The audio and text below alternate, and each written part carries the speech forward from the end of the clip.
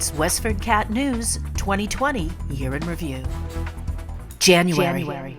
Just under 175 attendees came out on January 11th to honor the town's first responders at the First Parish Church United.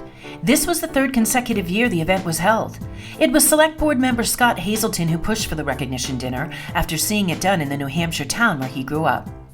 A couple of empty storefronts at the Westford Valley Marketplace could be occupied this winter by two new restaurants. The town is just waiting for legislators to approve 2 alcohol licenses. The Board of Health's amendment to the Westford local food regulations on January 13th will prevent local restaurants from serving drinks with plastic straws or stirrers.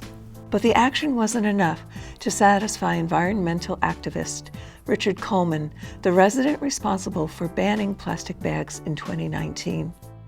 Outraged members of WestfordCAT are meeting on February 12th to challenge decisions made by the Board of Directors in December to terminate Executive Director Lauren Horton and lay off News Director Joyce Polino Crane. It was a fiscal 2019 budget shortfall that led to the board's actions. But due to careful savings by Horton, WestfordCAT has reserves of over $413,000. At a January 28th meeting of the Select Board, members Mark Cost, Scott Hazelton, Andrea Perenner-Sweet, and Chair Elizabeth Almeida expressed support for funding the news director's salary. February. The town's beloved superintendent, Everett V. Olson, got a surprising no from 6 out of 7 school committee members when he asked several months ago to extend his contract for 1 year, bringing his tenure as an educator to a total of 50 years. He came to Westford as the school department's business director in 1986 and was promoted to superintendent in 2006. The decision to deny Olson an extended contract brought teachers and other school employees to the February 10th meeting at the Stony Brook School. They wore t-shirts with a picture of Olson dressed in a Superman outfit, touting the words, "Strength in Leadership." The coronavirus, now known as COVID-19 by the Centers for Disease Control, has sickened more than 75,000 across the globe. In the U.S. alone, there are 479 people under isolation in 42 states across the country, including at least 1 in Massachusetts. After denying Superintendent Bill Olson a contract extension for at least a year, the school committee will take up the matter again, said Chair Avery Adam as she presided over the February 24th meeting. I know some of you are interested in the superintendent's contract update, and I can tell you that as of tonight, there is no final resolution regarding his contract. The negotiations are active and ongoing, and that we hope to have a decision. We are optimistic for a solution and anticipate having additional updates at our next March meeting. March. At the March 9th school committee meeting, Mike Coulson, president of the Westford Education Association, confronted school committee member Megan Eckroth about school-related information she posted on a private Facebook page. I have a question, Megan. It's specifically for you, so it's around your Facebook post, the one that starts, "It's Super Tuesday, everybody get out and vote." You know which one I'm talking about? I do. All right, it goes on to say, I'm going to read pieces of it. Okay. "I posted this on my private page and not my school committee public page, as I do not wish to have this shared in a Facebook group I am not a member of or any other public group." Hi, I'm Joyce Polino Crane outside the Abbott School on primary voting day, and with me is... Look who you found. Right.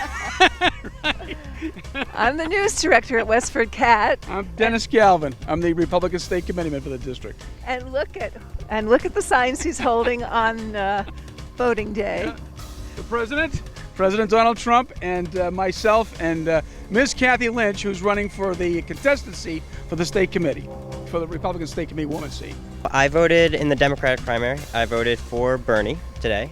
I wanted someone who was honest, and while I don't agree necessarily with all of his positions, I think that he is the most upfront and the most consistent of any of the candidates. So he has been fighting for the same stuff forever, so you know what you're getting. Concerned that the community gardeners might be exposed to the coronavirus by touching water spigots or the latch on the gate, the Select Board set a few new policies on March 24th. Here's Chair Elizabeth Almeida with more. Our first recommendation is that we postpone opening the garden for about a month. Typically, we like to open in late April. We are suggesting that we open in late May and give us a little more time as a community to see where this is going. April. The Board of Health voted unanimously on April 14th to strongly advise residents to wear face coverings under certain circumstances. Here's Health Director Jeffrey Stevens presenting the resolution. All residents are strongly advised to wear face coverings in all public buildings, any essential business that's open to the public. All employees are strongly recommended to wear masks or face coverings. I'm going to try not to use the word masks because that does indicate Confusing. Bill Olson will remain the superintendent of the Westford School District for at least another year now that the school committee has approved a one-year contract. Chair Avery Adam announced the news on April 21st. The committee's vote reverses a previous 6-1 vote to deny the contract. Here's Adam. I know we're all experiencing difficult and uncertain times, and the school committee wanted to share some positive news with the Westford community. The school committee and the superintendent have reached a one-year contract agreement, and we look forward to continuing work together to implement the goals of the district and keep Westford moving towards the future and moving forward. WestfordCAT's newly slated board of directors and staff met for its first Zoom conference this week. The 6 newly elected directors met on April 21st, with a full agenda presided over by Select Board member Tom Clay and outgoing WestfordCAT board member Nancy Burns. In a brief presentation, Marketing Outreach Director Sarah Fletcher noted, "We're keeping the community connected with our information." One issue, the station's lease is ending this winter.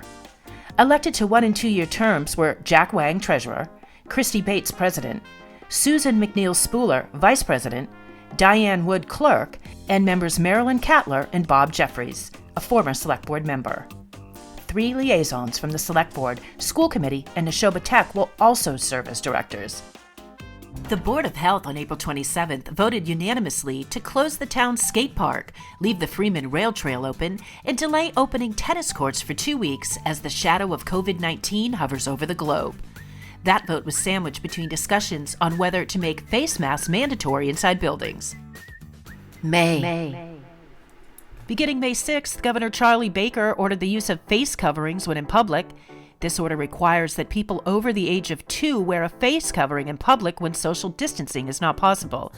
There are 3 versions of face coverings that are acceptable: a mask, a scarf, or a bandana or handkerchief. Westford resident Terry Eliason, executive weather producer at WBZ-TV, spoke with WestfordCAT news director Joyce Polino Crane about the high winds on the night of May 15th. The storm reportedly knocked out power to 30,000 Massachusetts homes. Eliason said the high winds were likely a microburst. The Board of Health has received a notice from Newport Materials that the building of the asphalt plant is completed and will be operational by the end of this week. The business was the target of much rancor a few years ago when residents unsuccessfully fought against the approval of a special permit to build at 540 Groton Road, citing concerns over pollutants, noise, and additional traffic. Veteran Service Officer Ryan Cobley honored the town's fallen heroes in a novel way this month. Cobley worked with staff members at WestfordCAT to produce a video that brought elected officials' speeches to residents' homes, along with a reading of the honor roll. The video was released on Memorial Day and is now available on demand. The pandemic virus has impacted yet one more tradition in Westford, voting for local candidates. Traditionally, Westford holds elections on the first Tuesday in May. This year, earlier absentee voting is being encouraged to maintain social distancing. The responsibility of running an election falls on the shoulders of town clerks, such as Westford's Patty Doobie, who said voters will be able to physically vote at the polls on June 30th, but those who would like an application to qualify for an early ballot are welcome to contact her. June. Health Director Jeff Stevens said he and Director of Environmental Services Ray Dick paid a visit to Newport Materials on June 5th at 540 Groton Road, and it looked like the asphalt plant is ready to roll. Here's Stevens. The facility is basically ready to go. They owe us some paperwork, such as, I think one of the last things they needed was the as-built, but the facility is basically ready to run. They're prepared to make asphalt. It's their first project is probably going to be paving their own driveway, where they're going to be just working out their mix. Stevens also provided information on the reopening of some businesses and restaurants with outdoor seating now that the state is in phase 2 of reopening. And right now we are in day 1 of phase 2, and what we're doing in the department is we're working with planning, with fire, with police, with building, every single day to make sure that restaurants and places can open when they need to open. The death of George Floyd in Minneapolis prompted Select Board Chair Andrea Perriner-Sweet to start a conversation that involves the community. Here she is sharing her thoughts at the June 9th Select Board meeting. The death of George Floyd and the subsequent events over the past 2 weeks presents one of those moments in time. Cities and communities across the nation are looking at themselves, and it is fitting that Westford also pause and take a look at itself. The purpose of this agenda item is to start a discussion and a conversation. I'm sure if allowed, it could go on for hours, but that is not the purpose for tonight. And now here's Sarah Fletcher with the results of the recent silent auction we held online to benefit WestfordCAT. On June 14th, WestfordCAT members and volunteers wrapped up a week-long silent auction overseen by WestfordCAT member Kathy Ricketson and board members Diane Wood and President Christy Bates. A total of $5,300 came in after expenses of $787. The amount includes a Dining for a Cause event provided by Bamboo Fine Asian Cuisine Restaurant. PayPal donations amounted to $500. Expenses included $400 for a ClickBids account and 2 advertisements, one on Facebook and the other in the popular Action Unlimited weekly bulletin. A peaceful march and rally for Black Lives Matter took place on June 14th, attracting at least 200 to the town common.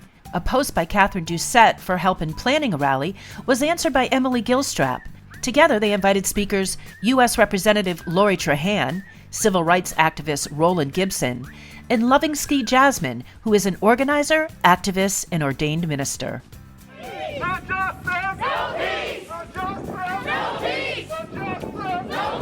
Under a blazing hot sun, seated in chairs on the turf of Westford Academy Trustees Field, about 300 voters spent 3 hours on June 20th deciding 13 articles, as well as 8 housekeeping measures from a consent agenda.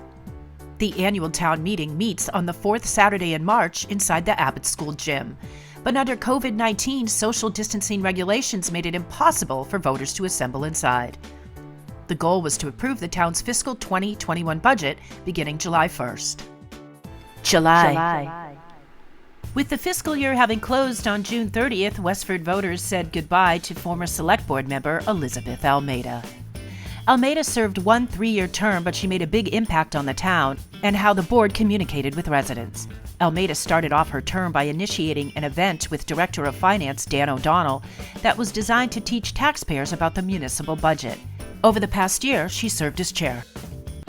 The Farmers Market returned to Westford with opening day on July 7th. Organized by the Rodenbush Community Center this year, the open-air market on the town common has a few changes this summer. Shoppers must wear face coverings at all times and follow a one-way loop around the market.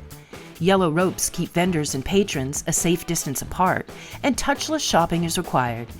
The market will operate from 2:30 to 6:30 p.m. every Tuesday through August 25th. Although the COVID-19 virus has captured most of the world's attention of late, Health Director Jeff Stevens is reminding residents that Triple E and the West Nile virus brought on by mosquito bites are still concerns. August. On August 9th, Black Lives Matter protesters were holding signs at the Common, while half a mile away, another group of people were expressing support for local police. The Back the Blue supporters had planned an event first, but when the BLM demonstrators learned about it, they made plans to protest at the same Boston Road location using signs to tell their story.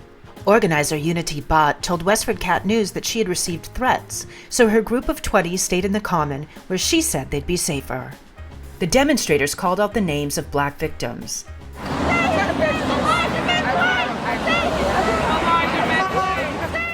The school committee voted to accept Superintendent Bill Olson's recommendation to go with a hybrid model for schools reopening this fall, as the COVID-19 virus continues to impact lives. The vote got 4 ayes, with Alicia Mallon, Ming-Chen Zhang, and Valerie Young abstaining. 429 Westford Academy students dressed in maroon robes and mortarboards finally got their outdoor ceremony on August 7th at Trustees Field. Caught in the pandemic virus that has forced many societal changes, the graduates gave up a lot this school year, from an elegant prom in Boston to a class trip to Disney World. But the graduation ceremony was smooth and organized. Presiding was Westford Academy Principal James Antonelli. Class of 2020.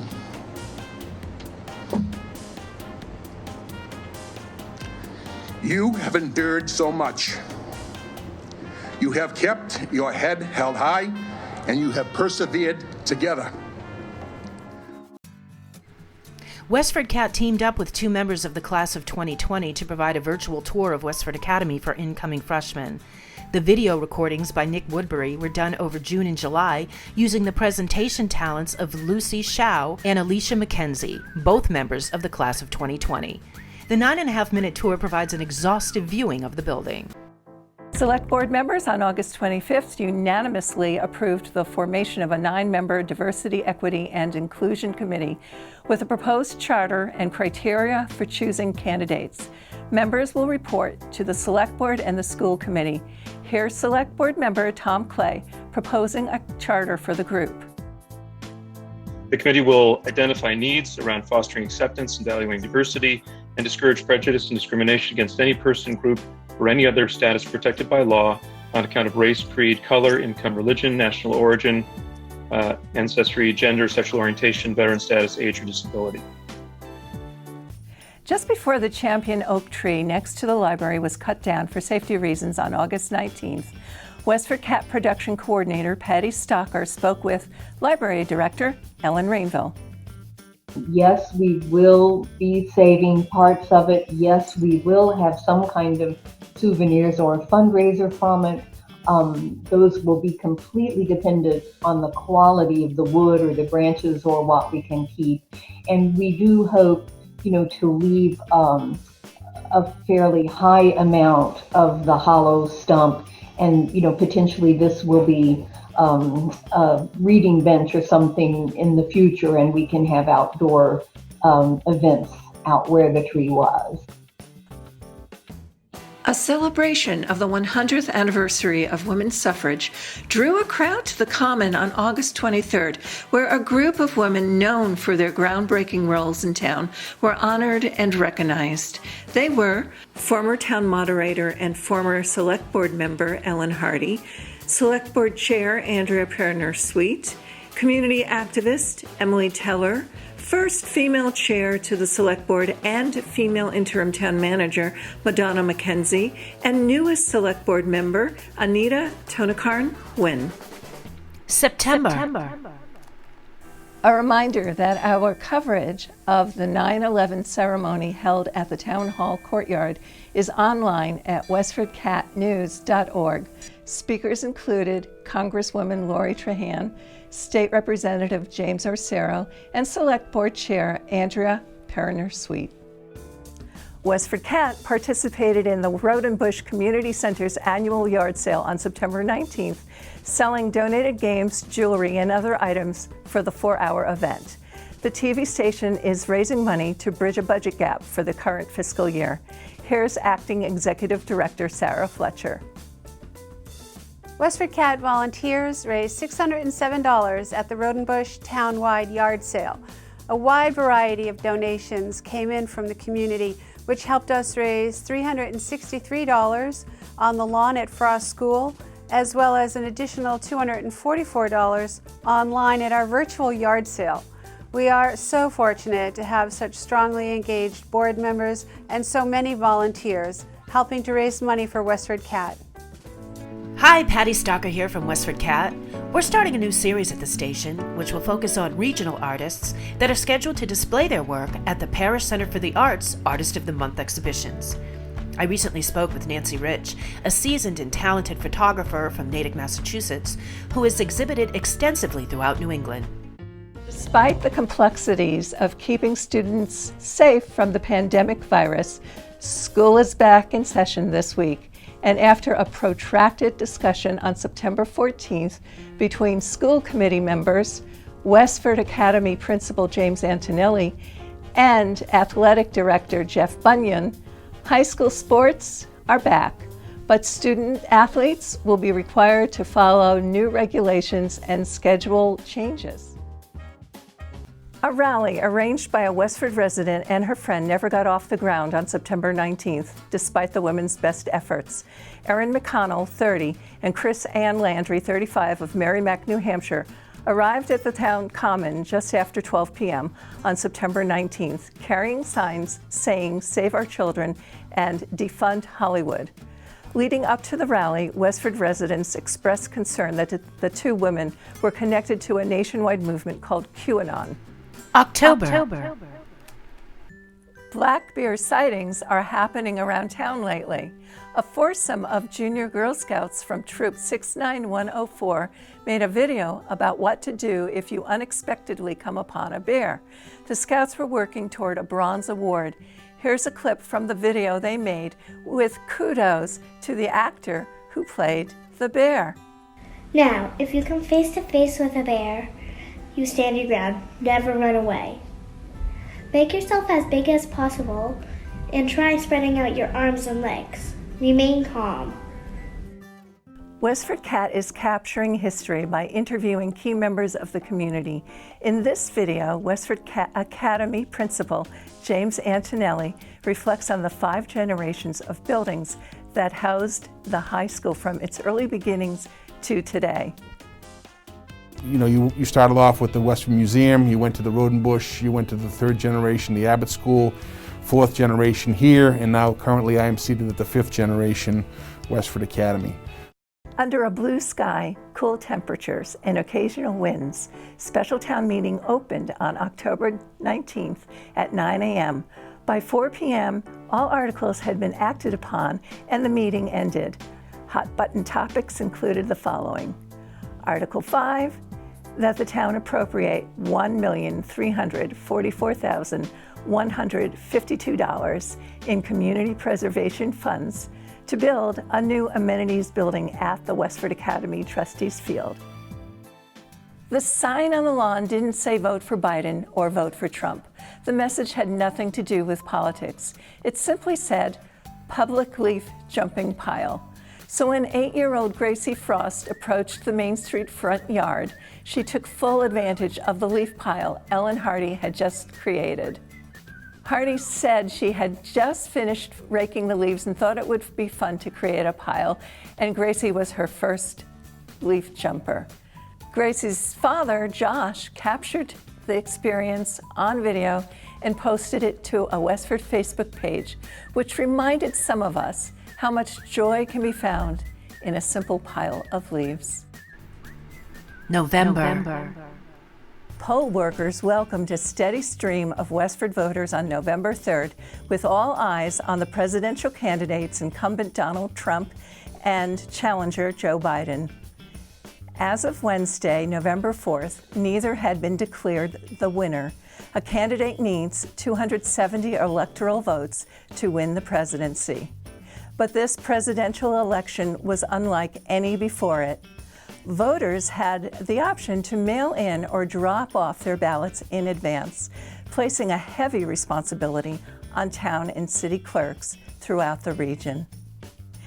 Inside her office, Westford Town Clerk Patty Doobie estimated that more than half of the town's 18,000 registered voters had cast early ballots. Her day had begun at 5:15 a.m., and she said she didn't expect to finish processing the final submissions until 11 p.m. A November 8th celebration of Biden's win over Trump in the presidential election brought a small crowd of Biden supporters to the town common. Among them was Gus Bickford, chair of the Massachusetts Democratic Party.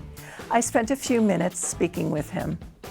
Celebrate today, recognize it's going to be a lot of hard work, and we all need to work together. And frankly, love does trump hate, but it takes work. Veterans Services Officer Ryan Cobley and WestfordCAT's Nick Woodbury put together a digital tribute to the town's veterans on November 11th. Speakers included Congresswoman Lori Trahan, a Westford Democrat covering the 3rd Congressional District, and State Representative James Arcero, serving Westford Littleton and part of Chelmsford.